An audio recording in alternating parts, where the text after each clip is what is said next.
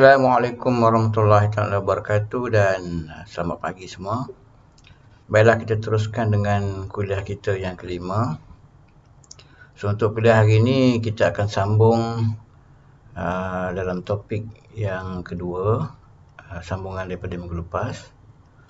Baiklah, hari ini kita akan belajar mengenai bagaimanakah pengendalian bahan ataupun proses-proses yang ada yang wujud di dalam pengendalian bahan untuk pembuatan kertas. Okey, untuk topik yang ini hari ini atau kuliah hari ini sama juga dengan beberapa input yang saya ajar minggu lepas.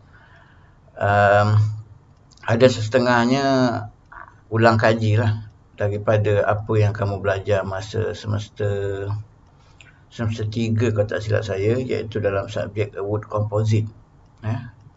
Ada setengah input yang kamu akan lihat nanti sebenarnya ulang kaji apa yang kamu dah belajar masa semester 3 wood composite. Kalau tak silap saya semester 3 wood composite 1. Okey, so hari ini kita akan lihat 3 subtopik. So begin with 2.2.1 distinguish the logging techniques for pulpwood. Next, kita akan belajar mengenai the measurement for pulpwood. And the last subtopic for today's class, we will be discussing about the material preparation for pulp and paper industry. Okay, jadi kita pergi satu persatu. So we take a look at the first subtopic today, the logging techniques for pulpwood. So logging techniques for pulpwood is basically quite different compared to the conventional logging techniques. Pembalakan untuk menghasilkan kayu pulp ni dia ada perbezaan dengan teknik penebangan balak untuk sawn timber, for sawn timber ada lain, beza. Jadi kita lihat. So teknik-teknik membalak untuk kayu pulp ni ada 4. Yang pertama dipanggil shortwood system. So yang kedua dipanggil full tree system. Yang ketiga dipanggil tree length system. Dan yang keempat dipanggil complete tree system. So balak ataupun kayu untuk pulp ni dia jauh lebih kecil. Dia pokok-pokok yang kecil-kecil dah boleh ditebang. Dia boleh dituai untuk hasilkan kertas atau dijadikan bahan sebagai pembuatan kertas. Berbeza dengan kayu untuk for sawn timber. So we need a large diameter of tree to produce sawn timber. Berbeza dengan kayu polpa atau kayu pulp. Kayu pulp ni dia perlukan batang pokok yang ataupun pokok-pokok kayu yang besar diameter kecil saja. Sebabnya ada 4 kaedah. 4 kaedah atau 4 teknik bagaimana membalak untuk kayu pulp.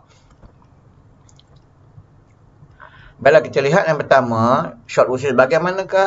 Bagaimanakah aliran atau carta alir proses ini berlaku. Okey, bermula di hutan. So pokok-pokok akan ditebang. Ini macam biasalah proses penebangan. Kemudian next process is delimbing. So what is a delimbing process? This is not a delimbing. So English pronunciation silence the B, delimbing. What is the process of delimbing? Delimbing is a process of removing all branches, twigs, leaves from felling tree. Jadi proses delimbing ni adalah proses untuk kita buang semua dahan, ranting,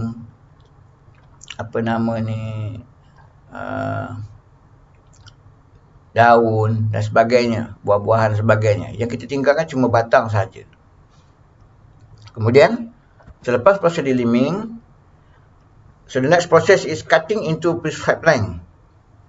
Apa maksud prescribed length? So cutting into prescribed length ni adalah proses di mana pokok yang telah ditebang tadi setelah dibuang dahan, ranting dan sebagainya, dipotong mengikut panjang yang telah ditentukan. Ya. So next process,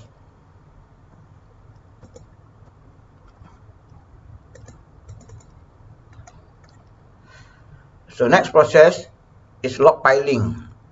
Log piling ni susun balak-balak tersebut dan akhirnya balak-balak pendek yang telah dihasilkan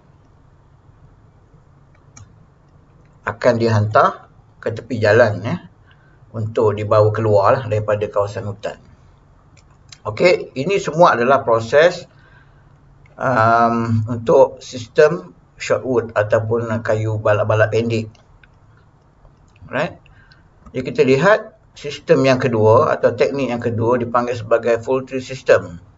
Jadi saya nak kamu perhatikan betul-betul apakah perbezaan antara setiap proses tersebut. Okay, dalam full tree system, begins in the forest. Masih sama dengan kaedah shortwood system, tebang balak atau tebang pokok. Kemudian pokok-pokok yang telah ditebang tersebut akan disusun. Disusun dan tingkat-tingkat, secara bertingkat-tingkat lah. Dengan daun, dengan ranting, semua disusun. Berbeza dengan shortwood tadi, shortwood dia buat apa? Selepas tree felling, dia buat deliming. Dia buang dia punya dahan semua. Tapi full tree tidak. That's why it is called full tree. Semua pokok. Kecuali akar lah. Dia stump je yang tertinggal. Stump ni pangkal pokok yang tertinggal lah. Setelah di top and pile, and then dibawa ke tepi jalan. Dan seterusnya diangkat ke kilang. Okay. Jadi dalam full tree system ni, daripada proses di dalam hutan sehingga kepada top and pile dilakukan oleh tenaga manusia lah.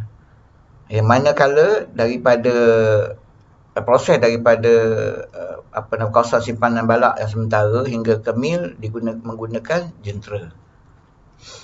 Okey, ini adalah sistem yang kedua, iaitu full tree system. Kemudian kita lihat sistem yang ketiga pula, iaitu tree length system. So, bagaimana proses ini berlaku? Di dalam hutan. Okey. Di sini ada perbezaan. Berbanding dengan dua sistem yang sebelumnya, iaitu full tree dan shortwood. Kalau full tree dan shortwood, tree felling is done by human. So it is totally different in tree length system, while tree felling is done by machineries. Itu beza dia. Kalau kamu lihat dalam gambar ni pun, ini dipanggil sebagai tree harvester lah. Tree harvester adalah mesin yang digunakan untuk menuai ataupun tebang pokok. Kemudian sama dengan shortwood system, setelah ditebang, ia akan melakukan proses tree deliming, pun dilakukan oleh jentera. Tree deliming mesti ingat, buang ranting, dahan dan daun. Kemudian balak-balak yang telah pun mengalami proses deliming akan diseret, log skidding, akan diseret ke tempat kawasan simpanan balak, ataupun log yard in English. Dan I do believe that you have ever heard about matau, kan? Matau. Ingat lagi masa belajar forest management, matau ni adalah kawasan simpanan balak sementara di dalam hutan lah. Dan kemudian dihantar ke tepi jalan. Semua ini dilakukan oleh jentera, daripada tebang, deliming, log skidding, top and pile dan hold to the roadside, semua dilakukan 100% by jentera, tapi dikawal sedia oleh manusia lah. Ini bezaan antara tree length dan juga full tree system dan juga shortwood system. Dan kita lihat yang terakhir,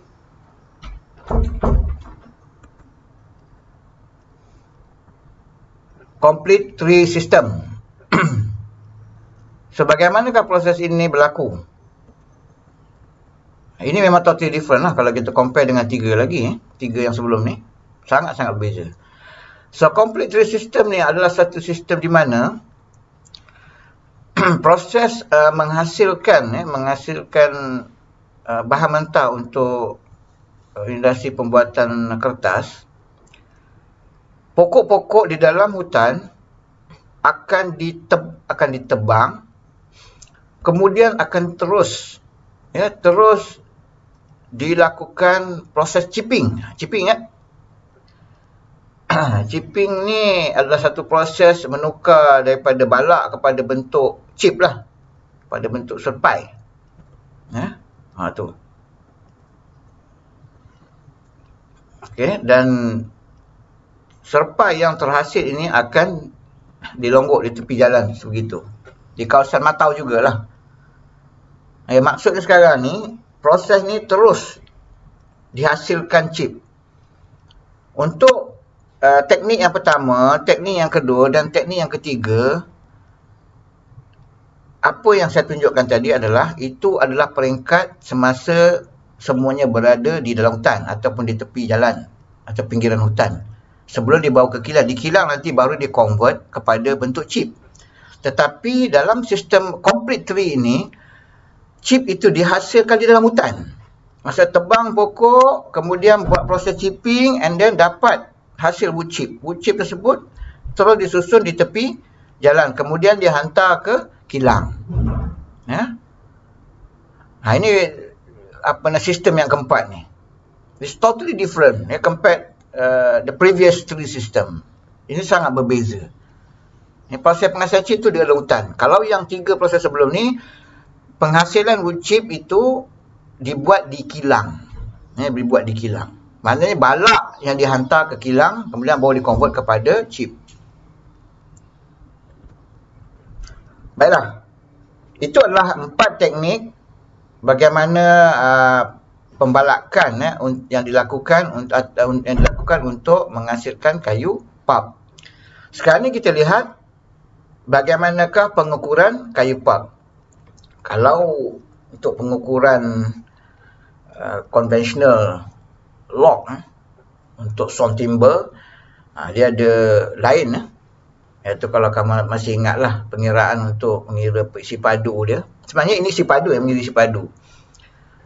Ingat lagi tak Smalian, bagaimana pengiraan sipadu menggunakan formula Smalian, menggunakan Huber, menggunakan Newton, dan menggunakan ada jabatan hutan punya kaedah. Itu antara yang kamu belajar lah. Masih ingat lagi kan? Smalian, Huber, Newton. Itu untuk pengiraan sipadu bagi kayu balak for sawn timber. Yang ini untuk kayu pulp. Jadi pengukuran untuk kayu pulp ini ada 4. Yang pertama dipanggil sebagai cord. Yang kedua dipanggil sebagai cunit. Jangan tersilap pula. Ada yang tersalah sebut cupid. Cupid tu apa? Cupid tu yang gambar baby bersayap. Dia dia pegang panah kan. Pegang panah ni, panah asmara. Itu cupid. Ni cunit. Cunit lain. Yang ketiga dipanggil sebagai greenweed. Dan yang keempat dalam unit chip. So ini 4 pengukuran bahan mentah kayu pulp. So jadi kita lihat satu persatu in details. So yang pertama cord. So bagaimana ukuran cord ini dilakukan? Cord ini sebenarnya adalah cord ini adalah satu ukuran di mana a stack of short wood. A stack of short wood. A stack of short wood apa maksud dia? Maksudnya adalah susunan kayu-kayu pendek. Seperti mana yang kamu lihat ni, ini pulpwood. Ini pulpwood disusun pada satu pallet. Ini pallet lah, saya panggil pallet. So pallet ini berukuran, lebar dia 8 kaki. Tinggi susunan tersebut atau pallet tersebut adalah 4 kaki dan dia punya panjang dia 4 kaki. So jadi ukuran cord ini adalah ukuran a stack of wood for feet by 4 feet by 8 feet. Jadi total 128 cubic feet. So a unit cord is equivalent to 128 cubic feet of measurement. Satu unit cord bersamaan dengan 128 cubic feet. Okey, itu bagaimana unit cord ini dinilai. Okey, kita lihat apa beza cord dengan Q-Knit. Dia sebenarnya sama aja kalau kamu lihat. Okey, sama kan? Sama aja. Cuma perbezaan di sini adalah kalau dalam unit cord, sebab kamu please bear in mind lah. You put this thing. Balak ini dalam bentuk bulat. Okay, tahu bulat kan, dalam bentuk bulat.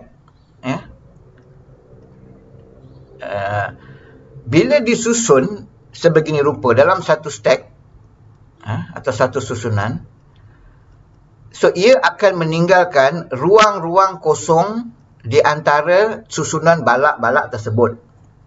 Correct? Sebab bulat kan. Kalau 4 segi tu lain. Kalau 4 segi memang dia tiada ruang kosong.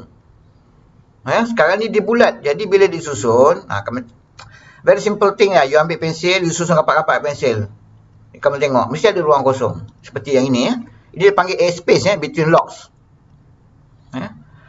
So kalau cord, ruangan kosong ini juga dikira sebagai isi padu.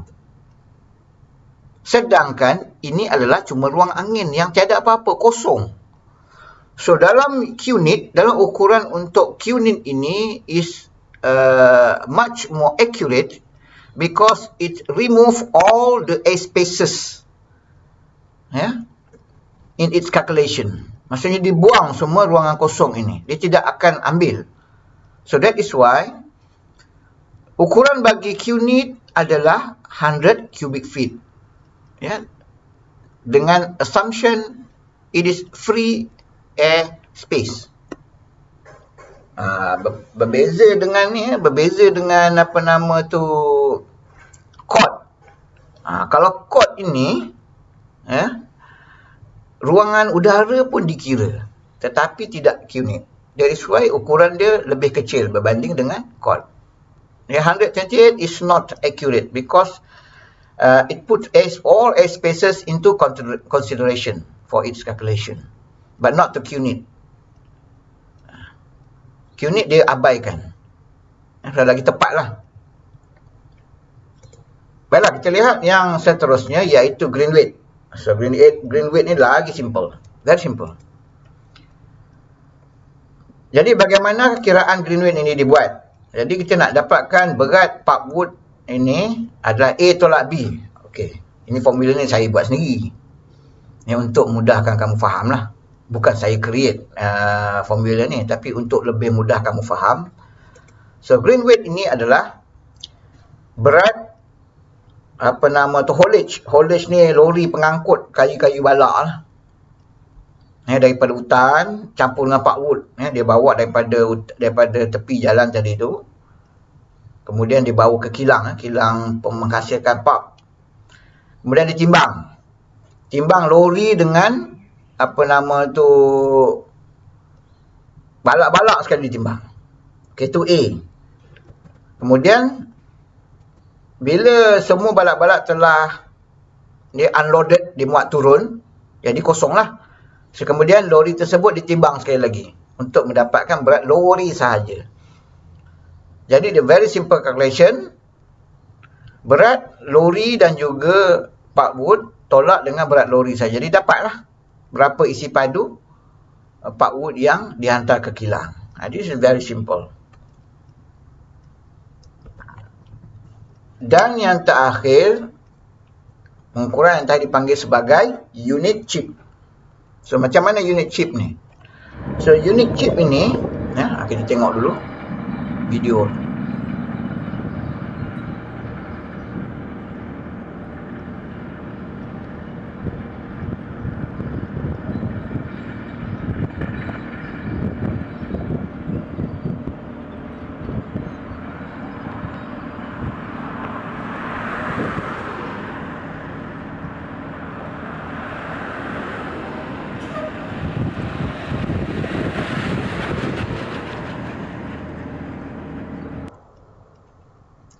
Okey. Dah lihat kan? So, unit chip ini adalah pengukuran bagi bahan mentah dalam bentuk wood chip. Seperti mana yang kamu lihat lori tu kan, dituang wood chip tu ke dalam collector atau container yang ini. Bayangkanlah lori tu diangkat, dia tuang macam tu, macam angkat apa je kan. Okey, jadi unit chip adalah ukuran bagi bahan mentah dalam bentuk chip. Satu, kaedah pertama, kaedah kedua, pengukuran pertama, kaedah pengukuran kedua dan ketiga tadi, itu adalah pengukuran bagi balak pendek yang dihantar ke kilang. Tapi yang ini khas untuk dalam bentuk wood chip. Jadi, pengukurannya berasaskan atau berdasarkan kepada bulk volume. So, bulk volume ini, di mana ianya mempunyai ukuran standard, iaitu a unit chip equivalent to 200 cubic feet. Ini dia punya equivalent unit Maksudnya unit, bukan a chip tu, bukan satu chip tu ringan je. Ini a unit chip, maksudnya satu pengukuran unit chip. Macam cord lah. Cord is a stack of wood. Ia ukuran untuk a stack of wood. Sama lah dengan unit chip. Unit chip ni adalah ukuran a bulk volume of chip that delivered into your mill. So equivalent to 200 cubic feet. Dalam berat, kalau kita convert di equivalent to berat 1 ton oven dry wood chips. Oven dry meaning that free of water. Ini betul-betul berat chip saja.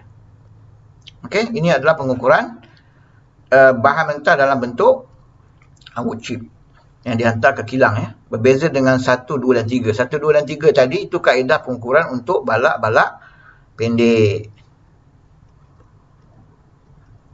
Baiklah, kita lihat equivalence values. Ni So, one cord equivalent to 0.83 unit and equal to 1.04 unit. Unit, what is unit? Unit chip. 1 unit is equivalent to 1.25 unit equivalent unit chip and equivalent to 1.2 cord. So, and 1 unit chip equivalent to 0.96 cord equivalent to 0.6 unit. So, ini semua adalah nilai-nilai equivalence values yang melibatkan 3 jenis pengukuran ni. Grain weight dia tak terlibat. Cord, unit and unit. Baiklah, jika ada sebarang soalan untuk penjelasan lanjut, kamu boleh tinggalkan di ruangan komen nanti saya akan reply as soon as possible lah. Baiklah, kita dah lihat bagaimanakah pengukuran pulp ini dihasilkan. Next, kita lihat bagaimanakah penyediaan bahan mentah untuk industri pulp and paper.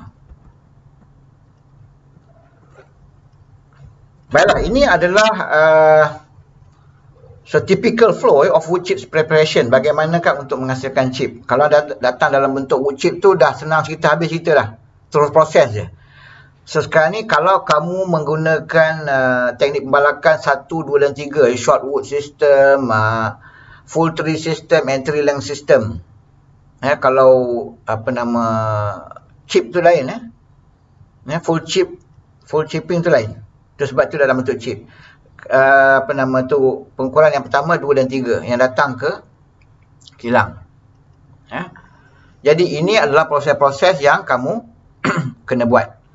Bermula daripada wood yard, kemudian terus kepada proses log sorting, and then log threshing, next debugging, next chipping, chip screening, and the last one disimpan di dalam chip bin or silo.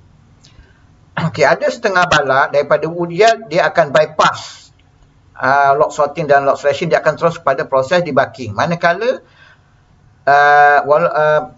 daripada wood yard dia terus ke log sorting dan ada log sorting yang tidak perlu kepada log threshing, terus akan bypass log threshing, dia terus kepada proses debugging ni buat cake. Baiklah, daripada debugging, setelah kita remove all the bugs, so mana-mana balok yang besar-besar ni akan pergi kepada proses log splitting, kemudian akan dibawa ke proses chipping. Mana-mana yang balak yang telah menepati piawaian yang ditentukan akan terus kepada proses chipping.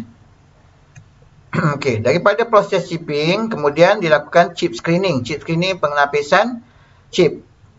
Mana-mana chip yang terlebih saiz ni akan dihantar ke department chipping. Kemudian lebihan itu akan dimasuk balik ke chipping untuk buat proses screening. Ya, berterusanlah begitu. Baiklah, kita akan lihat setiap satu. So, yang pertama, Woodyard. So, apa yang berlaku di Woodyard ini? So, Woodyard ini adalah kawasan pertama di kilang kamu yang menerima balak-balak yang ditebang daripada kawasan hutan terus ke kilang kamu. This is the first place when all the logs meet your factory or your mill. Ini adalah tempat yang pertama. Jadi bagaimana balak-balak ini dihantar daripada hutan ke kilang kamu? Ya, bagaimana? So, ada 3 kaedah yang biasa dihantar atau kaedah transportation method. Yang pertama, haulage. Ya. Kemudian yang kedua by railways dan yang ketiga by waterways. Jadi kita lihat bagaimana dia dihantar di video ni. Ini bagaimana kayu dihantar menggunakan haulage ataupun lori pengangkut atau trailer pengangkut.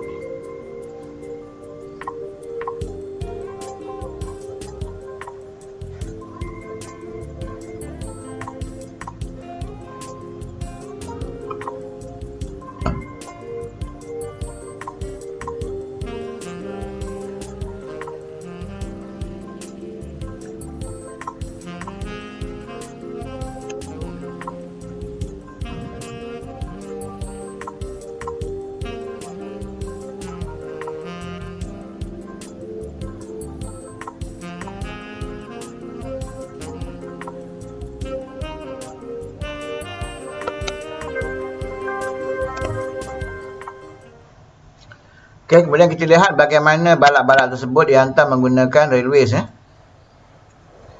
Atau menggunakan pengangkutan kereta api.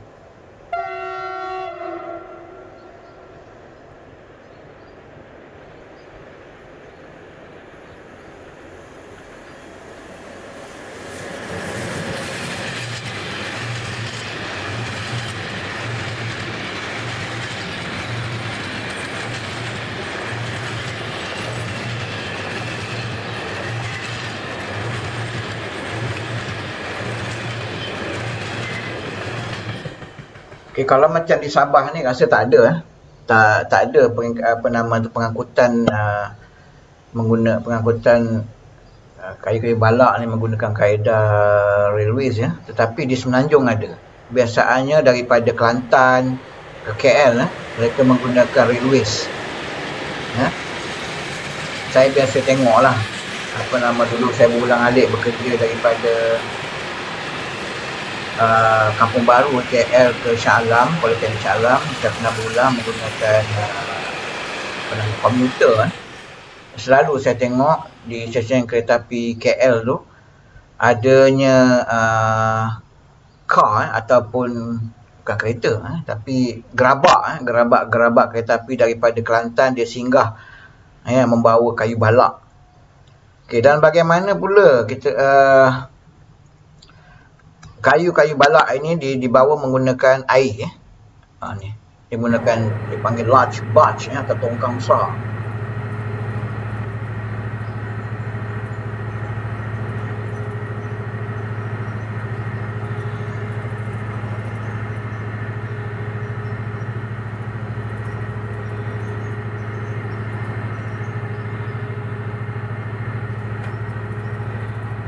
Kelebihan by waterways ni kita boleh bawa balak ni dalam kuantiti yang banyak lah. Unless ataupun as long as kapal tu tak tenggelam, selagi tu boleh bawa. Ni jangan terperanjat ni, dia bukan karam tu, tapi itu kaedah bagaimana dia unloading all the load. Nampak? Itu memang kaedah dia tu, ya, bukan sebab dia nak karam. Itu memang kaedah dia. Kaedah yang paling menjimatkan masa, menjimatkan tenaga, menjimatkan penggunaan jentera dan sebagainya. Itu kelebihan di waterways lah. nak unloading pun mudah.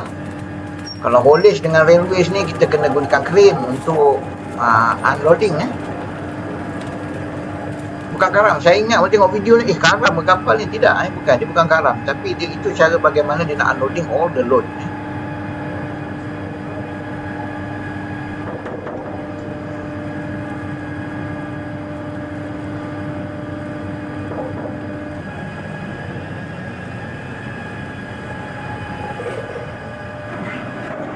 Nampak? Mudah.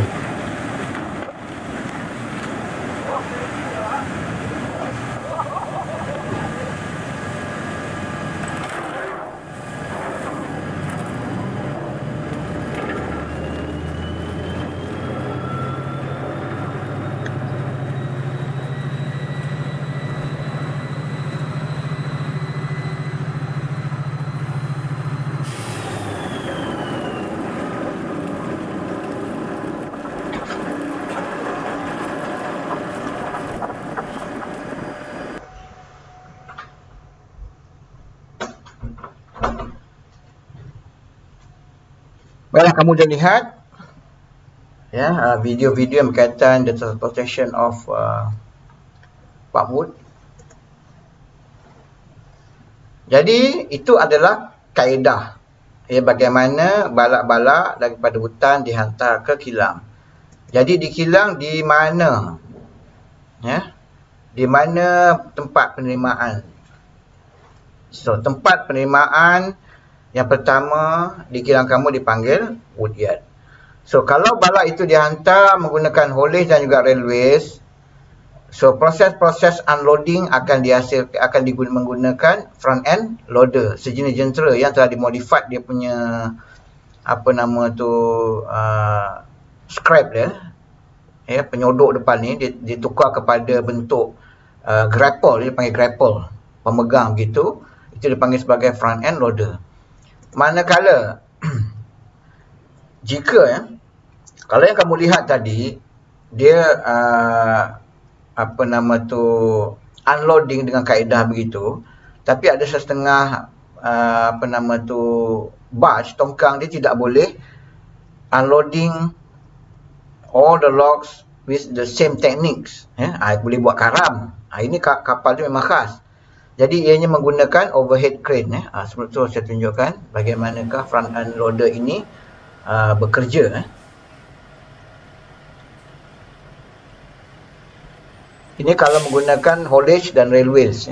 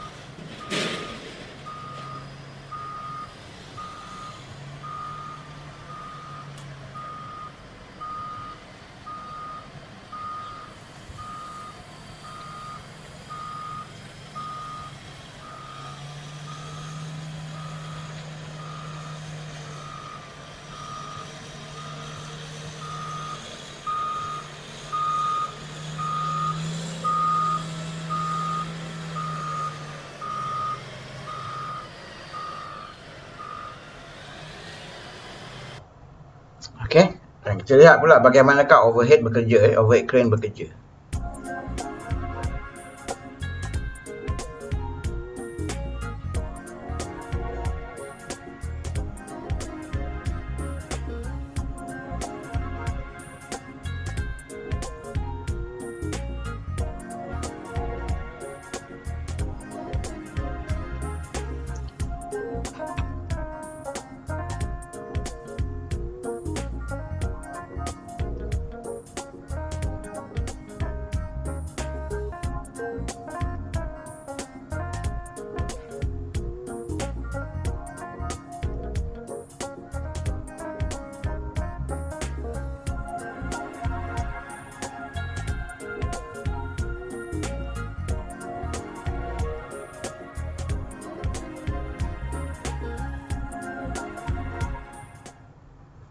Okey, itu bagaimana overhead crane berfungsi atau bertugas atau bekerja.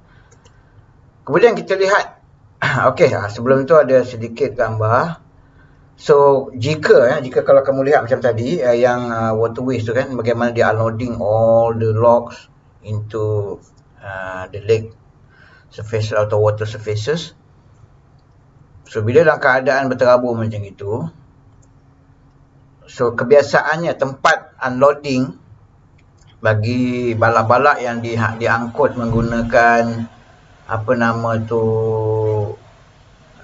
barge, tongkang atau kapal, so akan ada banyaknya ni bot-bot ni. Ni ya. Ini dipanggil sebagai bot penunda. Bot penunda ni akan susun balak macam ni. Dia punya kerja lah. Dia bot penunda.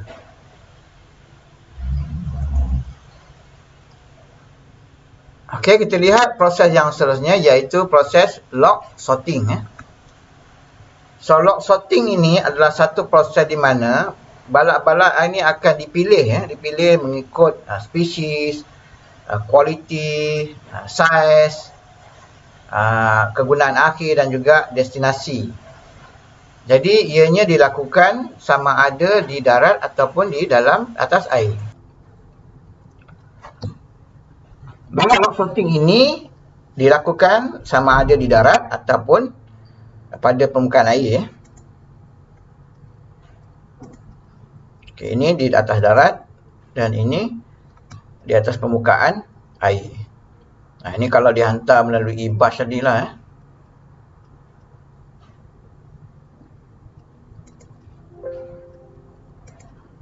Okey.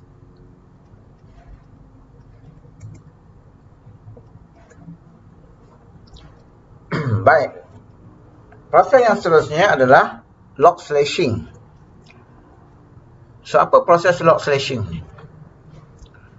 Log slashing ni adalah proses membelah balak. So, jika ada balak yang dihantar ke kilang kamu itu terlebih saiz. Biasanya balak ni akan bercampur-campur lagi saiz dia datang. Bila datang, walaupun ada yang terlepas, walaupun kita dah buat log sorting, tapi mungkin ada juga yang terlepas. Dan mana balak-balak yang terlebih saiz ini akan dibelah untuk menjadikan saiz yang dikendaki. Mungkin ada terlebih panjang. Jadi dipotong mengikut saiz yang kita nak. Alright. So, bagaimana kalau log slashing ini dibuat? Di balak-balak yang sampai itu, dia akan dihantar ke log decking. Kemudian log decking ini akan melalui satu ruangan atau chamber yang dipanggil sebagai de-icing chamber. So, dalam de-icing chamber ini, balak-balak ini akan dimandi. Bukan orang je mandi, balak pun dia kena mandi ni. So, kenapa? What is the purpose of showering the logs? Kenapa? Apa tujuan dia untuk mandikan balak ni? Tujuan dia adalah to remove all the dirts, especially sand particles, partikel-partikel pasir daripada balak yang kita nak bersihkan. Sebab apa? Sebab partikel-partikel terutamanya daripada pasir ini boleh menyebabkan mata gergaji tumpul. Jadi sebab kita kena bersihkan dulu balak-balak ini daripada segala kotoran, terutama kotoran daripada pasir. Baiklah, air yang digunakan juga mesti kena sesuai ikut keadaan musim. Kalau macam kita satu musim je. Kalau di negara 4 musim, dia ada winter time and summer time. Winter time ni maksudnya during salji, musim salji. Musim salji, balak tersebut mesti menggunakan air panas untuk dibasuh. Manakala musim panas pula kena gunakan air sejuk. Balak ni pun macam manusia juga. Kamu bayangkan kamu berada di musim salji, kemudian kamu mandi guna air sejuk. Apa yang akan berlaku? Terencat badan kamu kan? Boleh beku, sama dengan kayu. Dia boleh merosakkan sel-sel kayu. Manakala musim panas lah. Musim panas ni pula, tengah-tengah panas terik, kamu mandi air panas. Apa rasanya? hilang seri, hilang seronok nak mandi tu kan. Sama lah.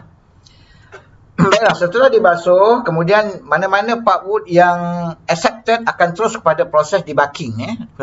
Manakala long pulpwood ni akan pergi ke slasher deck untuk dipotong mengikut panjang yang telah ditentukan sebelum dihantar ke proses debugging. Ini dipanggil proses log slashing. Okey, manakala proses yang seterusnya debugging. So debugging ni kamu masih ingat lagi tak? Proses apa? Removing all bugs from log. Semua bug akan dibuang daripada log.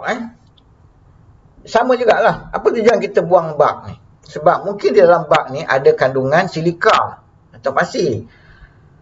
So, jadi kita kena buang. Dia tidak memberi manfaat pun kepada penghasilan pulp. Penghasilan pulp ni yang penting adalah wood fiber, bukan bug. Bug ni dah tak ada fungsi apa dah. Buang saja. Okey. So jadi ini bagaimana proses debugging dijalankan.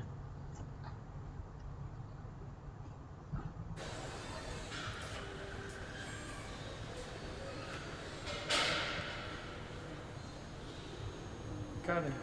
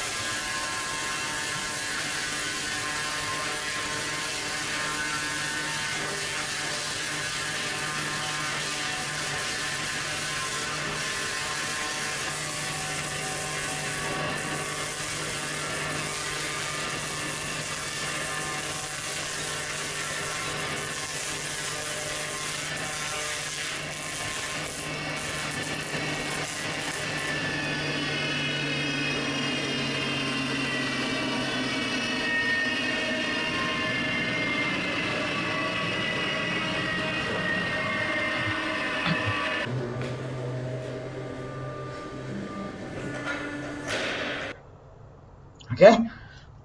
Itu bagaimana proses debugging dijalankan.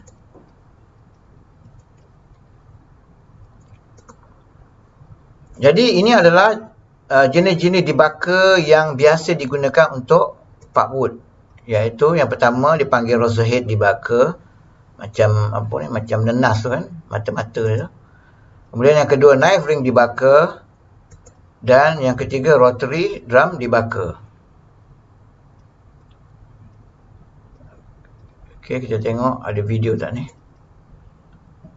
Okey.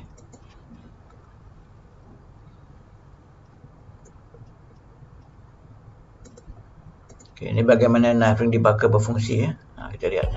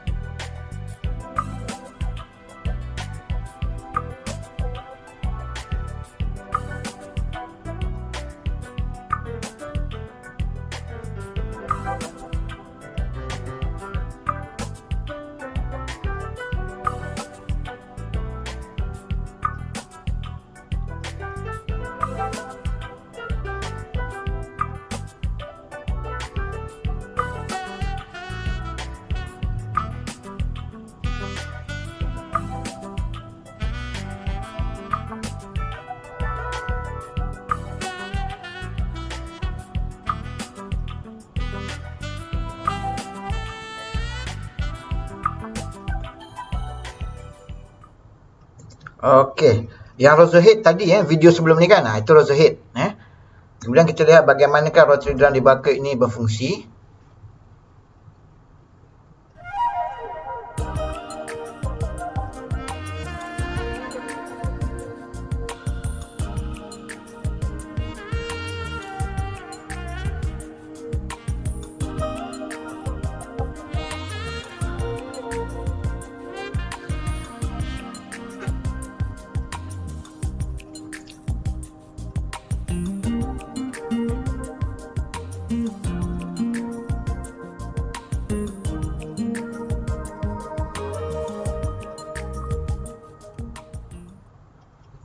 Okay. Jadi berbeza dengan knife ring dan juga rotor head. Rotor head dan juga knife ring debugger ini menggunakan mata pisau dan juga dipanggil sebagai satu tools yang kepala head yang mempunyai spine yang begini untuk buang kulit.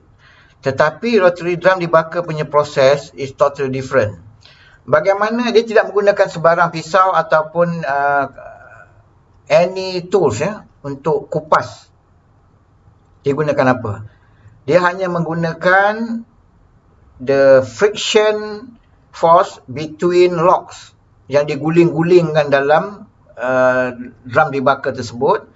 Bila balak tu berguling-guling, kulit tu akan terkupas based on the friction between logs yang berada dalam tu. Dia tidak menggunakan sebarang mata pisau dan apa-apa. Itu bagaimana rotary drum debugger berfungsi. Baiklah, next kita pergi proses chipping. So, apa dia chipping? Proses chipping adalah converting logs into chips. Okay. Kita lihat bagaimana proses chipping ini dibuat.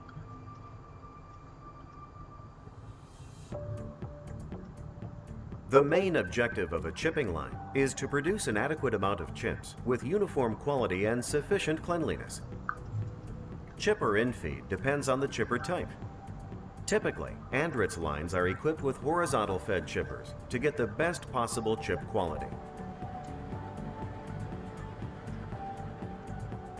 Logs are transported to the chipper by a chain conveyor equipped with a separate spreader chain. The spreader chain arranges the logs on one layer before entering the chipper spout. This improves chip quality and prevents log jams at chipper spout. The chipper blows chips to an equalizing bin that is on top of a screw conveyor. Chips accumulate in the bin, equalizing the output of the screw conveyor. From the equalizing bin, screw chips are then conveyed to chip stacks or screening by screw or belt conveyors.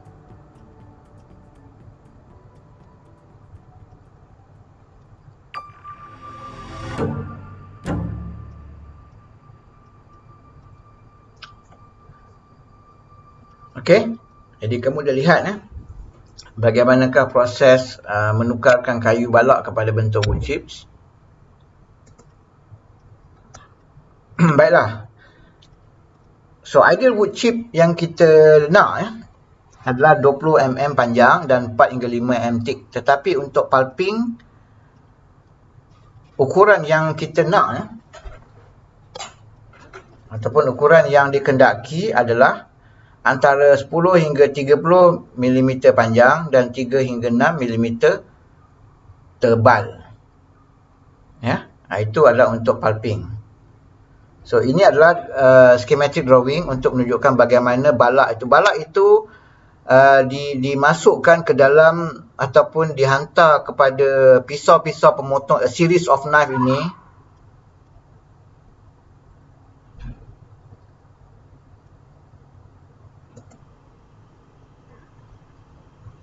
Baiklah, log biasaannya dihantar ke pisau ini dalam keadaan yang sengit.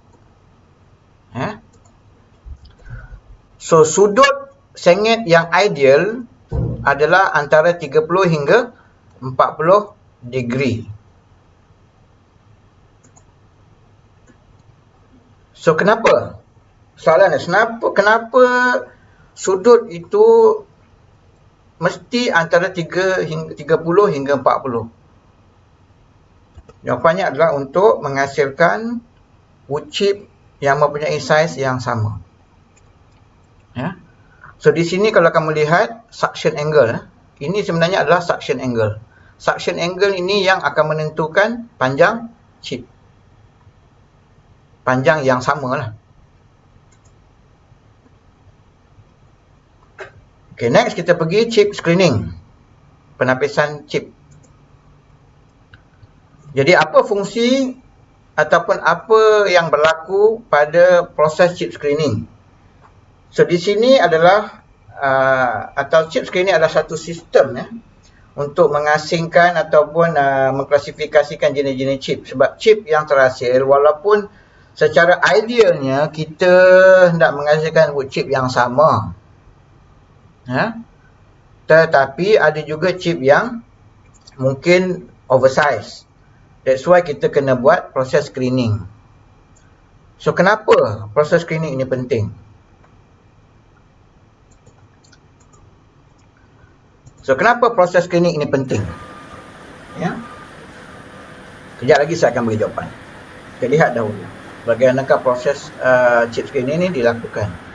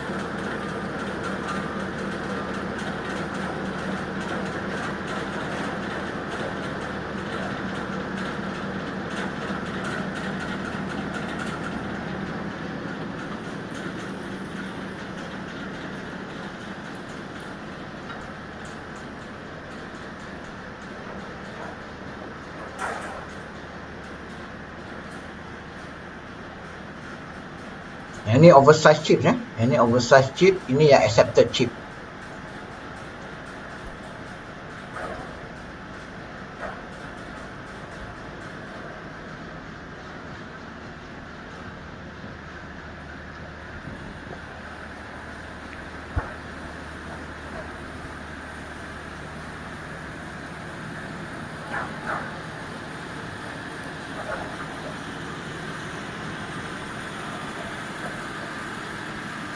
Yang ini fine ya, fine, yang halus. Fine ni tak boleh digunakan. Yang boleh digunakan yang ini, accepted.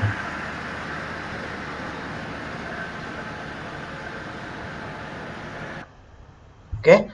Jadi tadi persoalannya, kenapa kita perlukan wood chip yang sama size atau uniform? Sebabkan oleh bila kita masak wood chip, untuk convert wood chip ni kepada bentuk pulp. So, bila ada wood chip yang tidak sama saiz dimasak sekali, ada wood chip yang tidak akan masak sepenuhnya.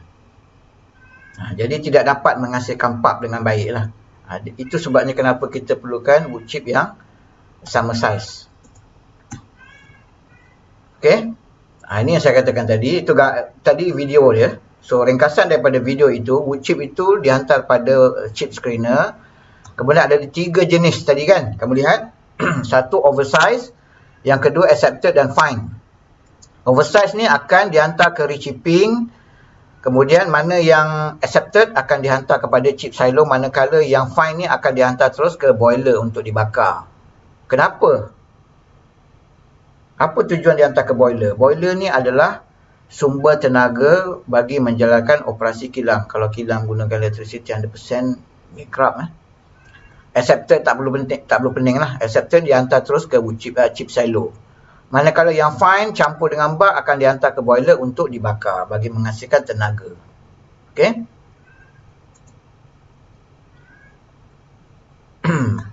Kemudian chip handling.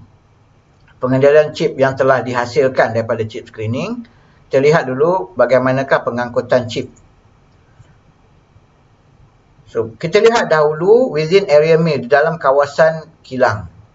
Maksudnya, this is referring to the integrated pulp and paper mill. Maksudnya kilang pulp dan kilang kertas dalam satu kawasan. Ya. So, bila chip dihasilkan di kilang menghasilkan kilang memproses pulp. Ya. Bila chip dah dihasilkan, masa chip tersebut akan dihantar ke tempat ataupun untuk proses masakan. Nanti kita akan belajar dalam topik yang 3. So, ada kalanya ia menggunakan pneumatically pipes, pipe angin. Ada yang menggunakan conveyor belt, ada yang menggunakan chain or screw conveyor macam kamu lihat dalam gambar tadi kan. Dan ada setengah yang menggunakan bucket elevators untuk vertical movement.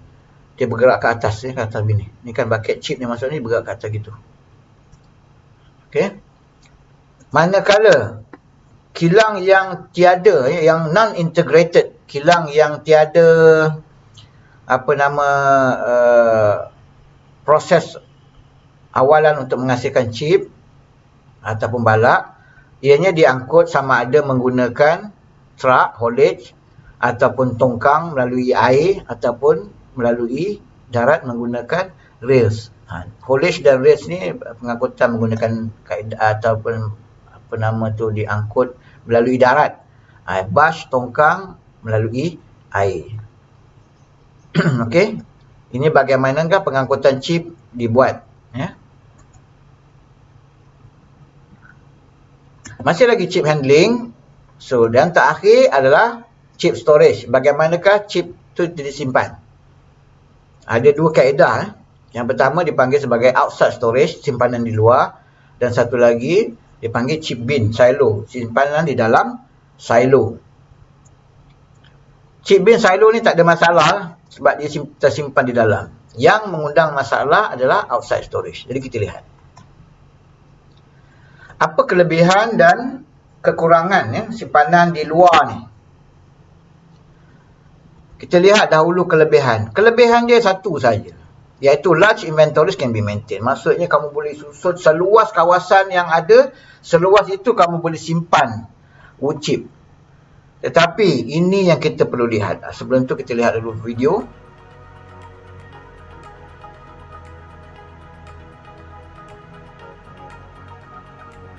Ini adalah outside storage. Selagi mana luas kawasan tanah itu atau kawasan, maka di situlah chip tersebut boleh disimpan. Ini proses memunggah, unloading wood chip daripada lori. Kat Malaysia tak nampak, tak jumpa ni. Semua kat luar negara.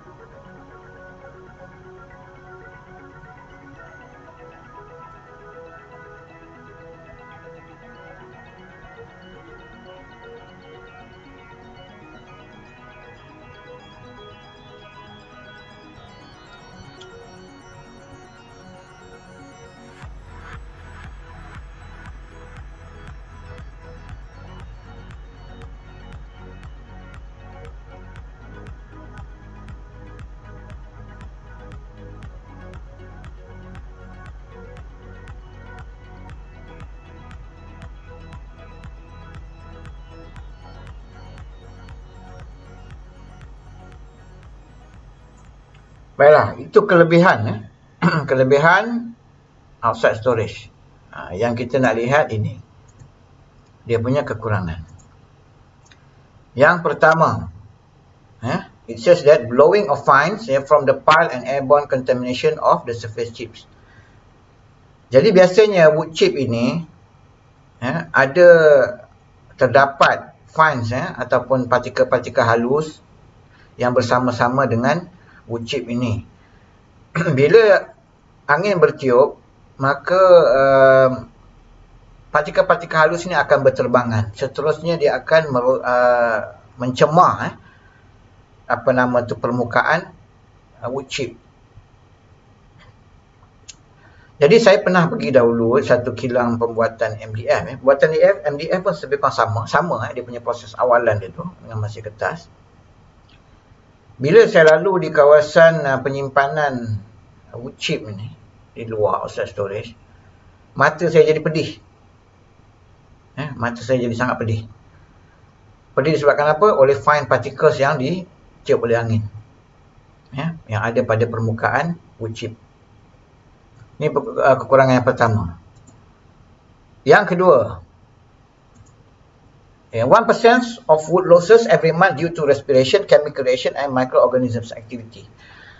Jadi bila kayu ini disimpan di luar, ianya akan terdedah kepada serangan-serangan biodegradable agents seperti kumbang perosak, ulat dan sebagainya. Sebab kayu mengandungi apa?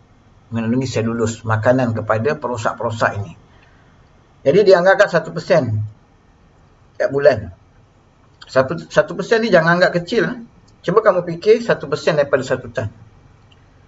1 tan equal to 1000 kilogram. 1% daripada 1000 kilogram berapa? 10 kg kan? 10 kilogram. Itu kalau 1 tan. Kalau 10 tan, 200 kilogram. 200 kilogram is a lot of load. Muatan yang sangat banyak, 200 kilogram. Itu kalau 10 tan. Bayangkanlah. Itu kerugian yang kamu kena tanggung setiap bulan. Sebabkan oleh kerosakan wood chip yang disimpan di luar ni. Jadi bagaimana kita nak mengatasi kekurangan ini? Okay, yang pertama, ini kita nak elakkan daripada bagaimana wood chip ni rosak. So it says that provide a ground barrier of concrete or asphalt. Kita sediakan lantai daripada konkrit ataupun asfalt sebelum buat tempat simpanan chip.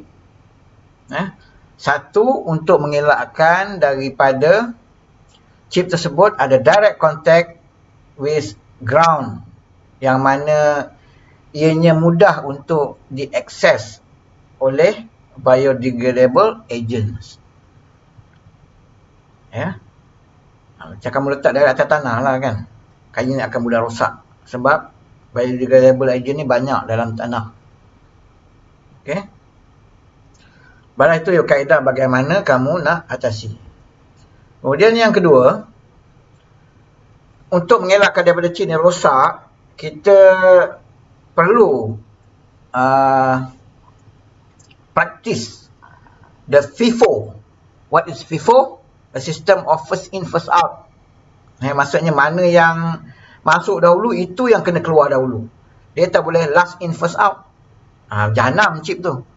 Okay, jadi dia mesti first in first out untuk mengelakkan daripada chip-chip rosak. Satu, rosak mungkin disebabkan oleh biodegradable agents. Yang kedua, dirosakkan oleh chip-chip yang lama ni. Ini dua kaedah bagaimana untuk mengatasi masalah kerosakan wood chip. Dan yang ketiga, wind-blown concentrations of fines should be avoided because they hinder dissipation of the heat that builds up in the pile from various causes. Jadi kita elakkan daripada wood chip ini atau partikel-partikel halus yang melekat bersama dengan wood chip ini daripada tersebar ke ruang udara, untuk mengelakkan daripada ianya berkumpul dan satu, dia akan menyediakan keadaan yang tidak selesa pada mata kita, irritate our eyes, dan juga ia mungkin menyebabkan kenaikan haba di kawasan tersebut. Apa bahayanya bila haba ni naik? Besar kemungkinan spontaneous combustion akan berlaku. Pembakaran secara spontan akan berlaku disebabkan oleh haba naik. Bila haba terlalu panas dengan keadaan terlalu kering, dia boleh membakar wood chip. That is the dangerous of increasing heat pada kawasan-kawasan yang mempunyai ataupun bahan-bahan yang boleh jadi bahan bakar seperti kayu. Okey. Baiklah. So itu sahaja untuk kuliah kita kali ini. So jika ada sebarang soalan, sila tinggalkan pada ruangan komen. Okay, thanks for listening. Sekian saja dan kita jumpa pada next class.